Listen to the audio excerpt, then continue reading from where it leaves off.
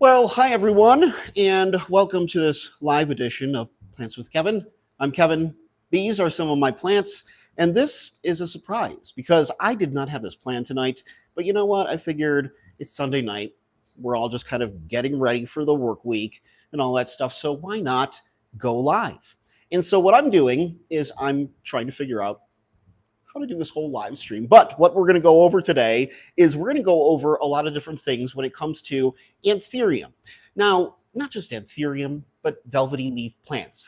I love anthurium, and they are my favorite velvety-leaved plants. So we're going to use them as our guinea pig, which is great, right? I mean, I'm curious to know. Drop a comment in the description if you have anthurium, especially these beautiful velvety-leaved kinds. I'm so excited for the one person who is joining in on this live stream. I appreciate you. Well, hopefully more will join in soon. Let me start by telling you about these anthurium. Now, this is my anthurium Besseae, and you may have seen it featured in a past episode. I actually purchased this plant, I kid you not, off of Amazon. I know, it was kind of crazy, and I did have regrets later on because when it arrived, it was completely destroyed. This thing was just a mess.com. But the plant clearly is thriving now because they sent me a replacement, and same thing goes with my Anthurium regale. That was an interesting experience. This right here is one of my Anthurium Crystallinum. One of my favorite anthurium to begin with, and that plant is a pain in the butt, but I love it. This over here, though, is one of my favorites, hands down. Not just one of my favorites, but this is probably my second favorite anthurium at the moment. This is my queen anthurium, my Anthurium war queenum, a very difficult plant to grow. I have had now 4 of them, and the first 3 did not survive. This one was doing super duper well, phenomenally well. And if you may have recalled, one of the last times I featured this plant had 2 other big, beautiful, mature leaves. I had to chop them off 2 weeks ago. And the reason being is because a bacterial infection got inside the soil and into the leaves, and it was just a mess. What happened was I accidentally knocked something over in the front of my plant display. And what happened in that situation was, well, the plant display humidifiers are working, but the air circulation, the fans over there, were not. And so because of that reason alone, without air circulation, mold and mildew will start to go around, and lo and behold, that's what happened to the queen's leaves. So just testing the audio, by the way. So what I wanted to do with you guys was talk about the best ways to really clean off these anthurium leaves, or for that matter, any plant that is, let's say, a velvety leaf plant. I'm going to move in a little bit closer over yonder as I bring you through my messy kitchen. And yeah, forgive the mess because we just had my husband's sister and his niece joining us from Spain, and they stayed with us for 2 weeks. It was lovely having them here, and they just left yesterday, and so we're just kind of trying to get things back in order and our lives back in order. So we're going to start with our queen because she is gorgeous. Okay, so we have our queen over here. And by the way, while I'm doing this, please feel free to ask questions and all of that stuff. So yeah, please feel free to ask questions if you have any questions, not just about the plants that are being featured here, but really any plants in general that you have questions about, because I'd love to answer anything for you. Let me just try to figure out the framing of this. My gosh, see, this is the problem. When you have a technical video production background. Hello, Annette. Welcome to the live stream. When you have a technical video production background, and a shot is off, oh my gosh, it's like the end of the world is here, and it throws me off like crazy. Okay, so we have that all settled. My tools of action here, okay, because this is an anthurium, and the fact is that it has velvety leaves, and they're sensitive, is that I use filtered water, and that's how I water my anthurium as well. And so a little bit of filtered water mixed in with a splash of unscented dish soap, because the fragrances involved with dish soap in general, like a lemon, dish soap, it's not good. No, that'll hurt the leaves of the anthurium. So unscented dish soap, filtered water, and a little splash of hydrogen peroxide. What's nice about this and having hydrogen peroxide in there is that not only will it help kill off any fungus, bacteria, or anything like that, but let's say, hopefully not, that your anthurium has like pests hiding in its foliage somewhere.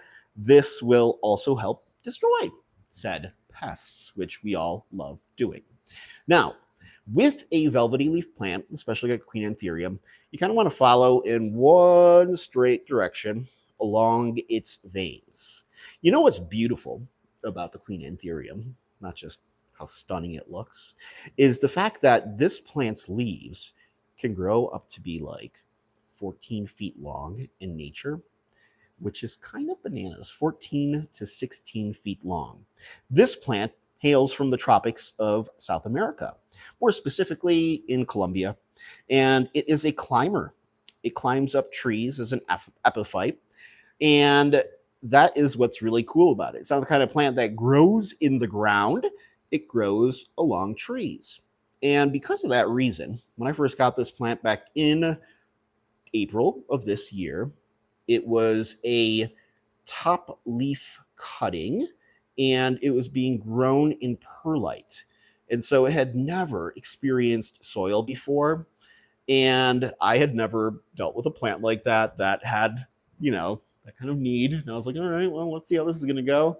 I knew that at this point, my environment would be perfect for an anthurium simply because of the high humidity, the way that I've decked out that urban jungle back there. It's kind of like, even though I'm in Denver, Colorado, where our humidity is super duper low because, we're high in elevation, a mile high in elevation, and it's really cold here. This being the urban jungle behind me, that thing is like crazy in terms of replicating their habitat. Now, you will notice also that I am padding this with a certain kind of cloth. It's a simple cloth, and I'm sure you have them at your home as well. This is a microfiber cloth. A microfiber cloth is important for velvety leaf plants because it won't scrub them hard. It won't cause any damage to their foliage. A lot of people will take paper towels, for instance. And what they'll do with those paper towels is they will use it just the way that I'm using this, and that is not good. The plants do not like it. Their foliage does not like it. And quite frankly, if they don't like it, I don't like it either. Let me know, though, in the comments. I'm moving over towards my computer to read them as they come along. And let me see hither what you folks are saying in here. Oh, and of course, while this is happening, it's almost impossible for me to open up this chat. Let's see how to figure this out. You know what? I am just going to see them as they come along. Oh, here we go. Okay, so I want to say hello to Beanie Bird. I want to say hello again to my friend Annette. And thank you. It does look beautiful, right? And then I want to say hello to Rajesh. And you've been waiting for a live. And I've been wanting to do lives for a while now. And I am going to start getting in the habit of doing them more for a couple of reasons, including this. I love being able to engage with you folks. It took me forever, by the way, to figure out where the chat box is. It's all the way on the side in the bottom corner, but here we go.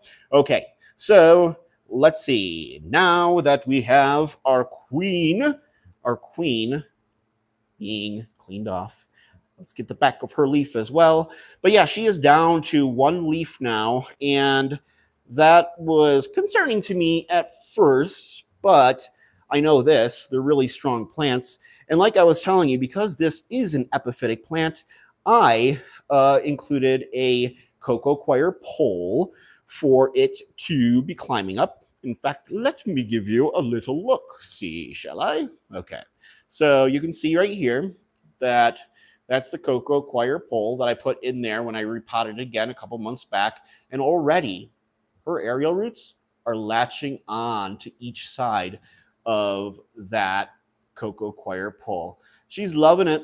And like I was telling you when I first got her, this is, let's see, this is exactly, I was telling you about the perlite, how she was growing in just perlite. When I moved her into a chunky aroid soil mix, I included a majority of perlite in there just so she would transition to it perfectly. But man, oh man, I mean, talk about a beautiful, beautiful plant.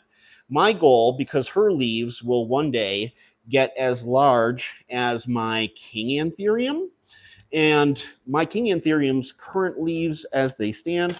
Let's go over for a little walk, shall we? You guys want to do a little walk and talk and see the jungle? So as things stand, the king's largest leaves are 33 inches long. 33 inches. Isn't that bananas? I'd say so. But yeah, with these guys over hither, though, we're just at 22 inches with this queen right here. I know, it's crazy, isn't it? You said, wow. I agree, my friend. Okay, so we got the queen done, and then we will put her back in her respective spot. By the way, what is the weather like where you guys are? Because here in Denver, it is getting cold, like really cold. So cold, we ordered pizza the other night from Pizza and Grill, and it was so good. Okay, so now that we have the queen out of the way, let us move back over hither to our main spot that we were at. Oh gosh, what was it? 10 minutes ago now? Yeah, 11 minutes. Who's counting though? Time flies when you're having fun and having to do plant chores on a Sunday night. Am I right? Am I right? Yeah, you guys know. You guys know. Okay. All right. So, you know what? Anthony, I'm going to follow suit with you and I'm going to say, smash that like button. Okay, so we have our Besseae next, and we'll move our queen hither. Okay, so the Besseae is cool. I love it. So cute. And yeah, it was so interesting. Like I was saying, when I got these plants, we're going to use a microfiber cloth, a different one for each of these plants, by the way, and that's so crucial to do when you are cleaning off your plant's foliage, simply because you do not want, let's say, if there was a fungal infection on the queen, you don't want it transferred over to our friend, the Besseae.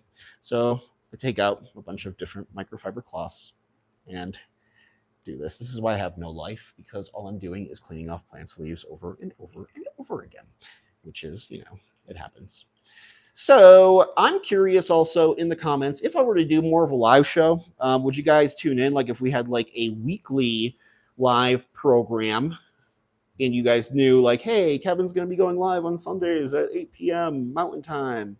Would you guys tune in? I would like to think that I would, but honestly, I'm not 100% sure if I would, because I don't know. I would catch the replay, though, afterwards. Or it would be great if we could like produce all of these episodes in like one big fell swoop, you know, and have our show on like a Netflix, a streaming service where they all come out at once. That would be cool. So Beanie Bird is in Belhaven, North Carolina, 80 degrees here. Nice. About 38 degrees in Virginia, says Anthony. It's about the same here in Denver. And let's see, Rajesh is 8,000 miles away. Will their weather helps? Oh, nice. I'm glad. Welcome back, Annette. Yeah, you know, it went from being drastically hot here, like, I mean, in the 70s. Oh, we got a Dallas, Texas shout out from Annette. From like the high 60s, 70s, and 80s for weeks here in Denver. And then all of a sudden, out of nowhere, boom, welcome to winter, baby. What they say in Denver, and I'm sure they say this in other cities too, it seems like just kind of a silly saying that communities have if there's crazy weather that happens there is, if you don't like the weather one day, you just wait the next day. Blah, blah, blah. I had that said to me so many times, and I've been here since 2009. I'm originally from upstate New York, though. Oh, boy. Yeah, it's cold. Oh, 50 degrees. Jeez, that is cold for Dallas and that. And 27 is low tonight. Oof. I don't know what the low is here. And ooh, I do have a second phone now. Let's see what this baby says. Boop, boop, boop, boop, boop. It is going to be dun, dun, dun, dun, dun, dun, 26 low. That's in Fahrenheit. I don't know how to do the math for, Celsius. But here we go. Okay, so we are full on into the winter mode. Grow lights have been pushed out. 19, Rajesh. Jeez Louise. An 80 on Wednesday, Annette. I think I need a last minute trip out to Dallas. Oh my gosh. I'm so excited that you guys are joining me for this, by the way. Thank you so much. I know it's kind of random and last minute, but that's kind of how I go about my social life, which is why I probably don't have a social life. So I just have plants and I have lots of them. And sometimes they are beautiful and other times they are pains. I'm waiting for my husband to get home because, he has a social life and he's hanging out with friends right now. And so I'm waiting for him to get home because he's going to help me take down the king from its respective perch and clean off that baby's leaves. So, got you, Annette. I've got you, Annette. Got you all. It's like Pokemon, you got to catch them all. But in this part, you just hope not to catch, any plants as they fall down. Or actually, you do hope to, I guess. Either way. Move this baby out of the way. Oh, what is this randomly here? Kevin, you're a 12-time Emmy Award winner? The only Emmy Award winning plant content creator on YouTube? Didn't know. Now you know.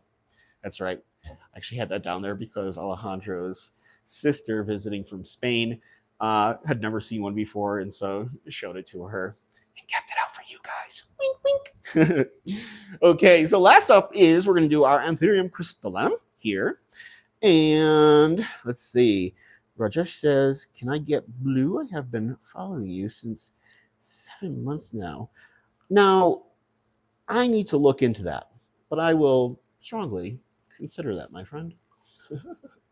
I appreciate you following and joining in because it's folks like you who literally have been making this channel grow so quickly, and I really appreciate that so much. It's been a blast being able to chat with you folks and being able to share my plant care experience. By the way, these have already been cleaned, and this is a pair of shears. And what I'm doing here is I'm just clipping away at these brown spots on my Anthurium crystallinum. And you can do that because I really care about the aesthetic looks of my plants. That's one of the major reasons why I love them, is because I like to design with them. And I don't like when they look a little bit too gross like that. And so you just simply use a clean pair of shears. This will have to be washed in. It'll have to be washed in rubbing alcohol, isopropyl alcohol. And that will help out. But yeah, all you want to do when you're trimming off like those ends of leaves is you just want to make sure not to get into the green parts because that is not good. And so I'm curious, for those of you who do have Anthurium, what is your favorite Anthurium? Tell me about it. I want to know your favorite Anthurium. And let's be honest here. People look at Anthuriums, they're like, those are the plants that I want to collect and own. I know that's how I was, and I wanted to really badly.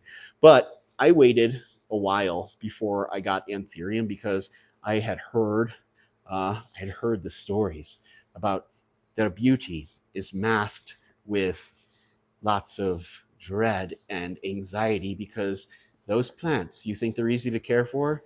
They're not. And they were a struggle for me in the beginning. A lot of them, many of them were these beautiful velvety-leaf babies. They were a struggle because they do have high demands. I mean, they're beautiful. They're stunning. They're all from South America. What do you think? They're going to move to Denver, Colorado and be like, this is cool. It's just like back home. No. You need high humidity. You need good airflow. You need a good, chunky, aeroid soil mix that's breathable for the roots to get through. And a lot of that has to do with the fact that these plants, they have thick roots. Their roots are thick compared to like your philodendron, your monstera, your calathea, your anything really. I mean, I can't think of another plant, a tropical plant that's popular that has thicker roots than Anthurium here. And it's fascinating to me. to see that. But yeah, they love breathable space. And you'll also notice, maybe you have, maybe you haven't, but take a look at our queen there, or the Besseae behind her, and you notice on the top layer of their soil is sphagnum moss. Now, that's for a couple reasons. One, they are epiphytic plants. They're used to having stuff like that on the sides of trees, which they climb up. It's really healthy for them.